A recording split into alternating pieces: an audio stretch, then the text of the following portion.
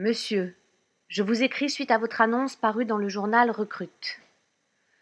En ces périodes troubles où les luttes contre le terrorisme deviennent le prétexte à l'augmentation de la surveillance et à la diminution des libertés individuelles, il faut redoubler de vigilance pour éviter de s'engouffrer dans des solutions de facilité dont l'efficacité est contestée.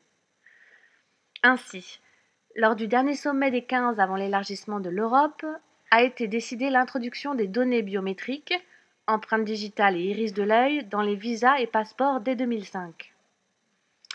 Un article du New Scientist indique que la technique consistant à scanner l'iris d'un œil n'est pas suffisamment fiable. Je cite: les données les plus optimistes pour les systèmes de reconnaissance par l'iris donnent un taux de réussite de 99%. C'est acceptable pour des bases de données relativement petites, mais celle des cartes d'identité contiendra 60 millions de fiches. Cela signifiera que le scan de chaque personne correspondra avec 600 000 autres fiches dans la base de données. Fin de citation. Il sera donc impossible d'empêcher quelqu'un d'avoir de multiples identités. La Commission européenne reconnaît le manque de moyens des commissions nationales de protection des données personnelles, comme la CNIL en France. Ces commissions nationales seront en effet chargées de vérifier qu'aucune liberté individuelle n'est violée sans véritable possibilité de le garantir.